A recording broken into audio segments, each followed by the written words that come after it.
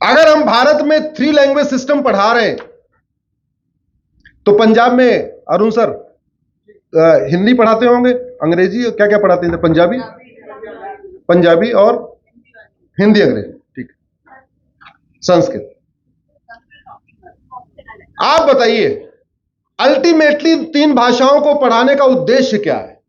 यही ना कि उनको 3 भाषाओं की जानकारी हो जाए, उनको ग्रामर पता हो, उनको लिखना पढ़ना बोलना पता हो। हिंदी पढ़ाते हैं, हिंदी में प्राइवेट किताब क्यों पढ़ाते हैं?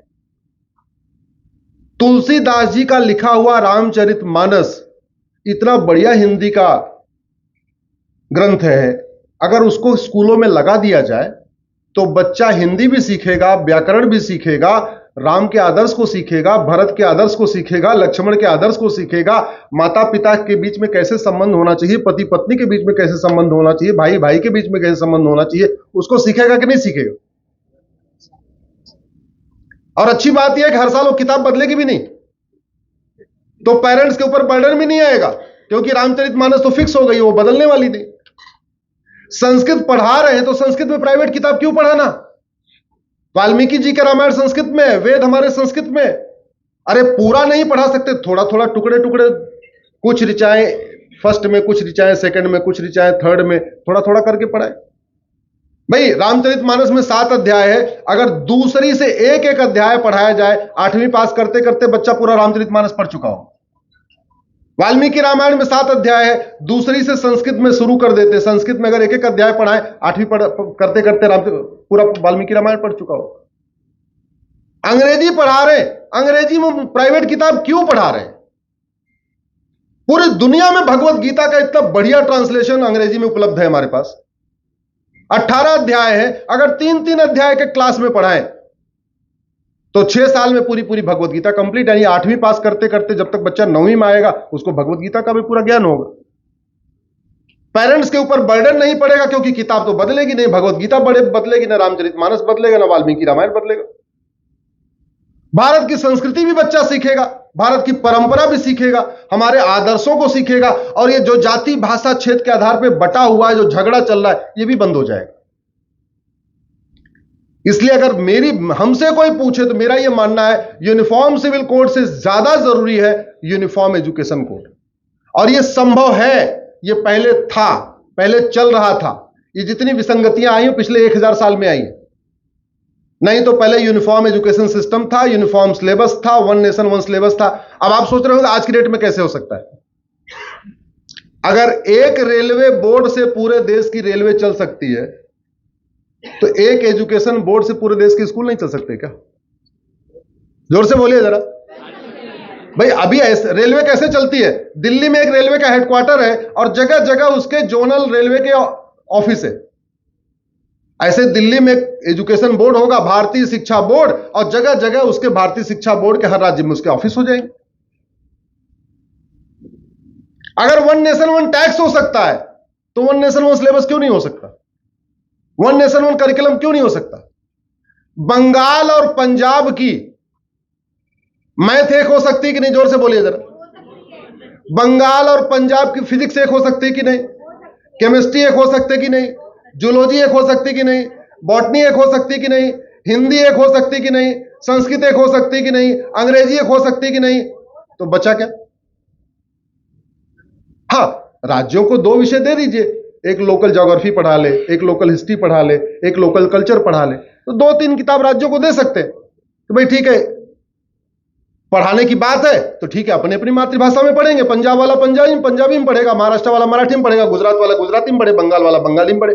ये सिलेबस करिकुलम अलग अलग क्यों होना चाहिए?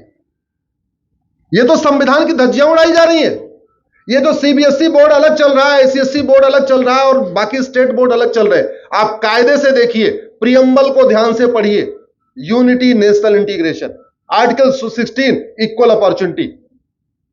इक्वल अपॉर्चुनिटी तब आएगी जब इक्वल सिलेबस होगा, इक्वल करिकुलम होगा।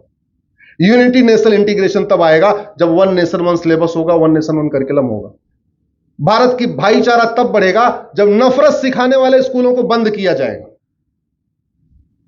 भारत में ऐसे भी स्कूल हैं जहां सिखाया जाता है, न भारत को मानो, न वंदे मातरम को गाओ, न होली मनाओ, न दिवाली मनाओ, न त्योहार मनाओ, न रक्षाबंधन मनाओ। स्वतंत्र भारत में स्कूल चल रहे हैं, वो देश की एकता अखंडता को बढ़ा रहे हैं या एकता अखंडता को नष्ट कर रहे हैं, बताइए जरा। फिर भी हम सोच रहे हैं कि नहीं ठीक है भैया, तो संविधान ने कहा है आर्टिकल 30 में स्कूल खोलने के लिए, तो खोल सकते हैं। अरे आर्टिकल 30 में स्कूल खोलने के लिए बोला हुआ, ये थोड़ी बोला कि आर्टिकल 30 में पढ़ाना क्या है। यहां पे जितने लोग लाके बैठे हो, एक बार आर्टिकल 30 को खोल के पढ़िएगा। आर्टिकल 30 में यही तो बोला कि भाई अपनी पसंद का स्कूल खोल सकते हैं, वो स्कूल चला सकते हैं, लेकिन क्या पढ़ाना ये तो सरकार को तय करना चाहिए। नफरत का अधिकार थोड़ी मिल सकता है, नफरत सिखाने का अधिकार थोड़ी मिल सकता है, अलगाववाद सिखाने का अधिकार थोड़ी मिल सकता है। भारत के प्रियम्बल में के साथ एक बड़ा खिलवाड़ हुआ।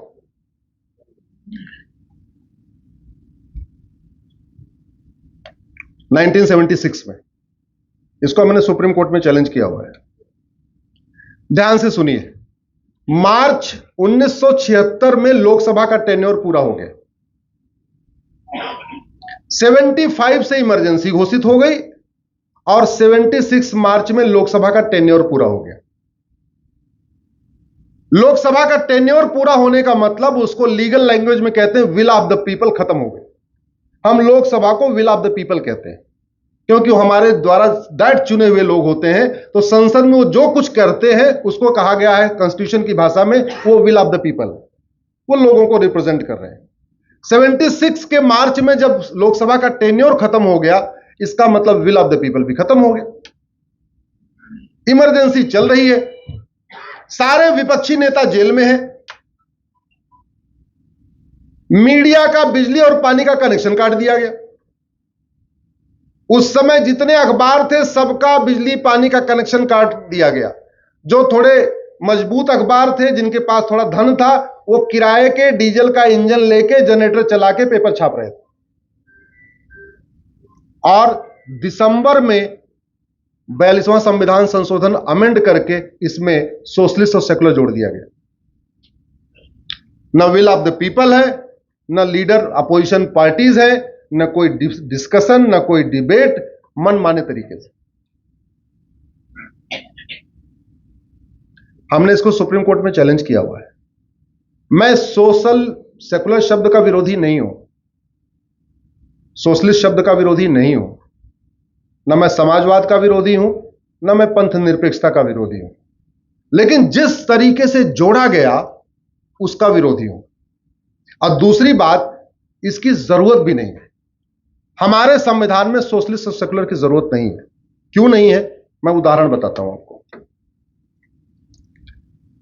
मामा अलग व्यक्ति होता है और मौसा अलग होता है, एक ही होता है? जोर से बोलिए जरा। चाचा अलग होता है या वही चाचा भी होता है? तो हमारे यहां चाचा को चाचा बोलते हैं, मामा को मामा बोलते हैं, मौसा को मौसा बोलते हैं, फूफा को फूफा बोलते हैं। चारों अलग अलग व्यक्ति हैं, तो चारों के लिए हमारे पास अलग अलग शब्द भी है। चाची को चाची कहते हैं, मामी को मामी, मौसी को मौसी, बुआ को बुआ। चारों अलग अलग व्यक्ति हैं, तो चार हमारे पास शब्द भी है। अंग्रेजी में इन चारों को क्या बोलते हैं? मामा, मौसा, चाचा, फूफा को, और चाची, मामी, बुआ और आंटी, मौसी, आंटी। अब ये बताइए, अंकल कहना ज्यादा अच्छा है या चाचा, मामा, मौसा, बुआ कहना ज्यादा अच्छा है? अगर क्लैरिटी है तो ज्यादा अच्छा है ना। अरे जब भारत का संविधान में हमारे पास चाचा, मामा, मौसा, बुआ के लिए अलग अलग आर्टिकल है। आर्टिकल 14 कहता है इक्वलिटी बिफोर लॉ, आर्टिकल 15 कहता है भेदभाव मत करना, आर्टिकल 16 कहता है सबको समान अवसर देना, 17 कहता है छुआछूत मत करना, आर्टिकल 21 कहता है सबको जीने का अधिकार है सम्मान के साथ, आर्टिकल 25 कहता है सबको अपने अपने रिलीजन का भी प्रैक्टिस करने का अधिकार है। आर्टिकल मतलब सारे फंडामेंटल राइट जब सबको समान है, तो फिर ये सोशलिस्ट सेकुलर जोड़ के फायदा क्या होगा?